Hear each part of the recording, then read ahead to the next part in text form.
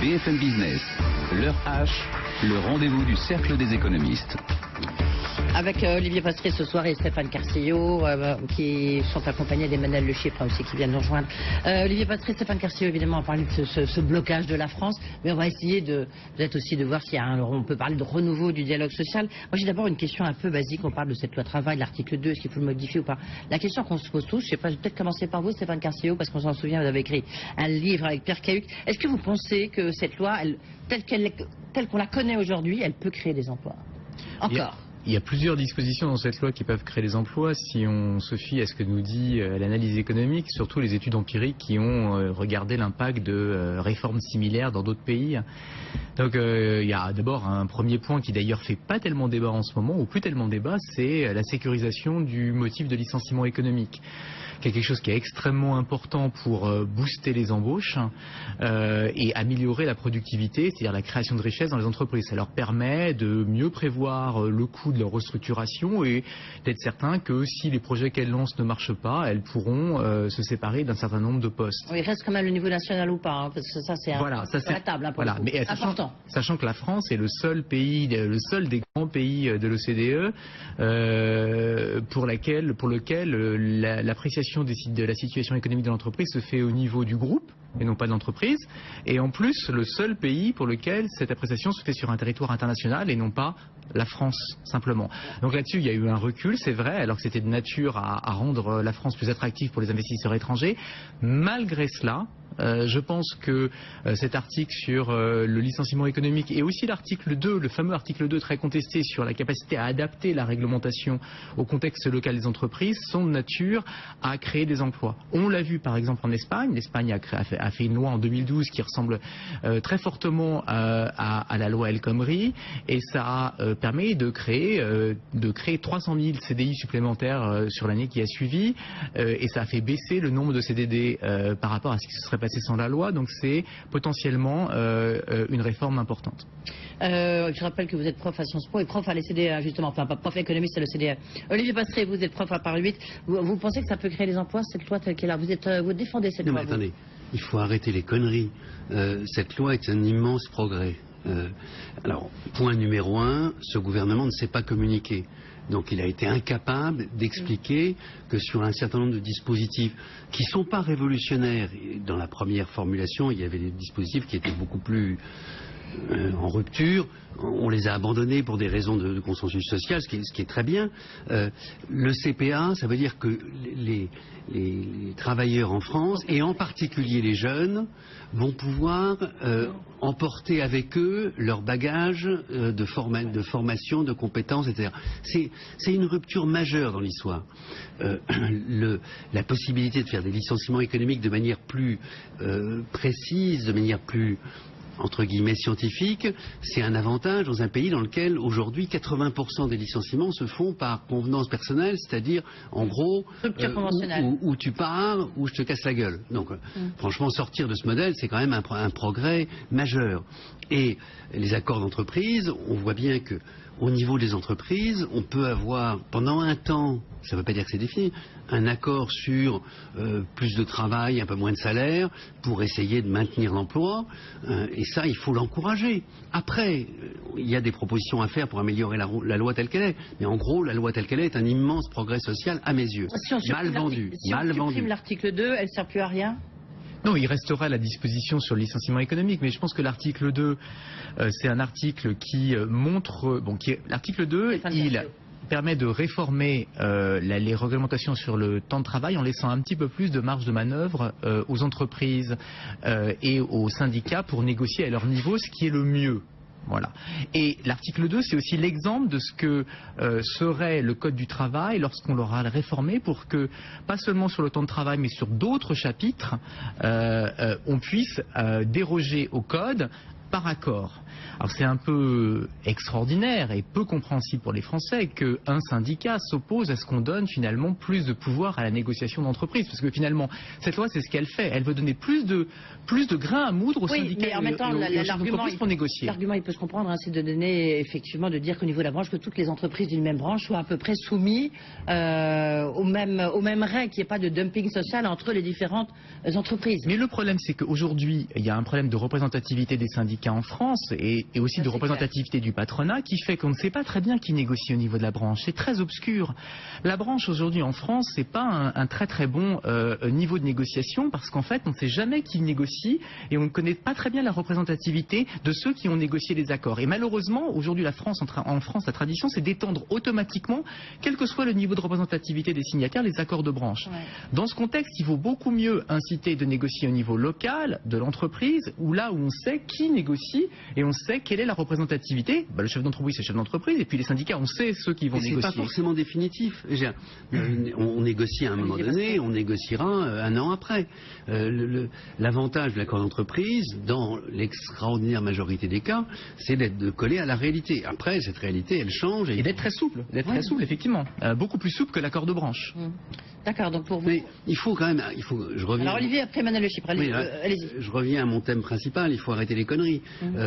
Si on interrogeait les gens qui manifestent sur la loi telle qu'elle est aujourd'hui, je pense qu'il y a 98,7% des gens qui ne seraient pas capables de répondre à 3 questions sur le sujet. Oui, bien sûr, mais en même temps, il y a 2 tiers des Français qui disent non, quoi. Ouais. D'accord, mais c'est notre rôle d'enseignants d'expliquer, puisque ce gouvernement n'arrive pas à expliquer, d'expliquer que sur le fond c'est un progrès social. Oui. Emmanuel Le Chypre, alors pourquoi, j'imagine que vous avez lu cette interview quand même très très fort de Pierre Gattaz dans Le Monde, hein, qui dit le sigle CGT est égal à chômage, qui dit que de manière cette loi telle qu'elle est, à la limite elle ne sert plus à rien, quoi. Schématise à peine. Non, il sait qu'il y a encore d'autres éléments dans la loi, effectivement, comme les conditions de la précision pour les conditions de licenciement. Tout ça est important. À la limite, je pense qu'on dirait à Pierre Gattaz, bon ok, on supprime l'article 2, mais on garde tout le reste. Je pense que ça lui conviendrait aussi, quelque part. Sachant qu'en plus, quand même, dans cet article 2, qui, encore une fois, ne fait quand même que...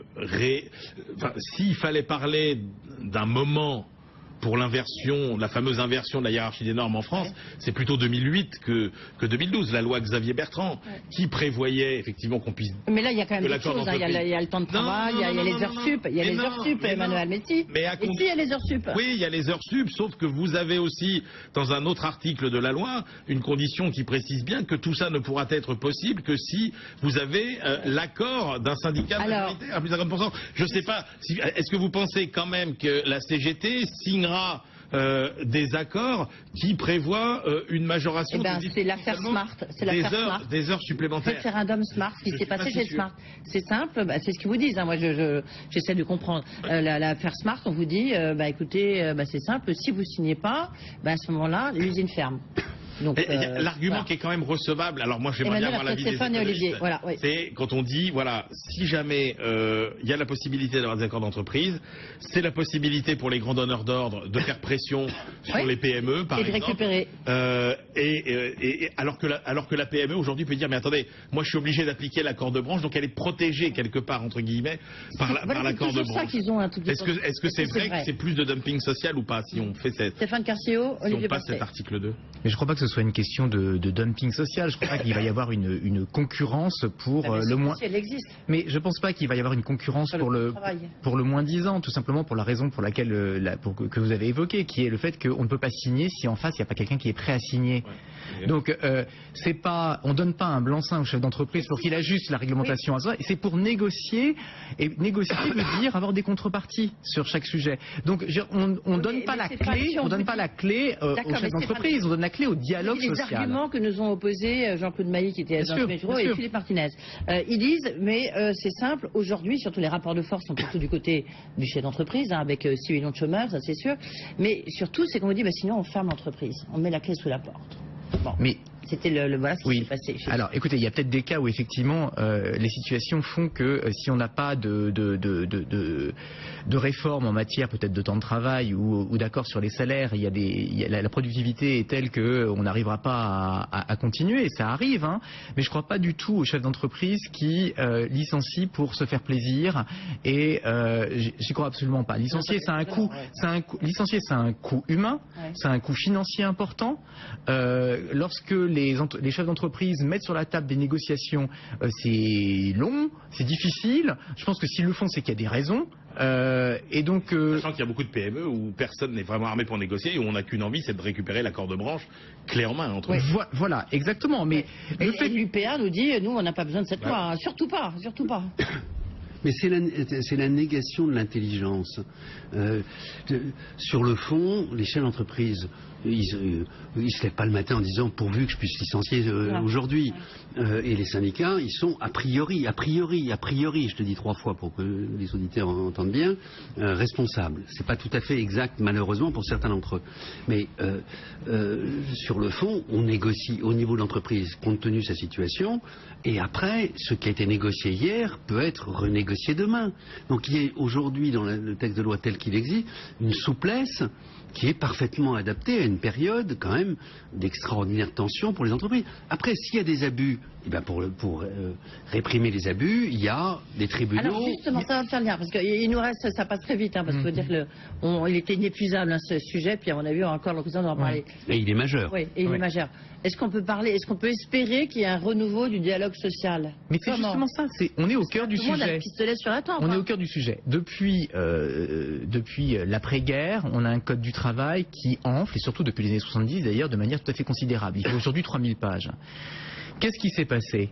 On a des syndicats aujourd'hui qui véritablement représentent moins de 10% des salariés, hein, moins de 10% des adhérents. Dans le secteur privé, moins de 5% dans le secteur privé. Moins de 5% dans le secteur privé. Bon, pourquoi? Parce que ça sert à quoi aujourd'hui d'adhérer à un syndicat? À pas grand-chose. Pourquoi? Parce que la négociation d'entreprise ne sert à rien. Pourquoi? Parce que tout est décidé au Parlement.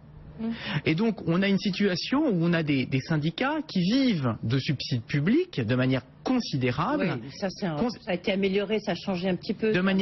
Qui vivent de manière considérable de subsides publics, qui ne reflètent pas toujours les vues des salariés d'entreprise, qui ont d'ailleurs un monopole de négociation et qui peuvent désigner des représentants non élus pour négocier dans l'entreprise.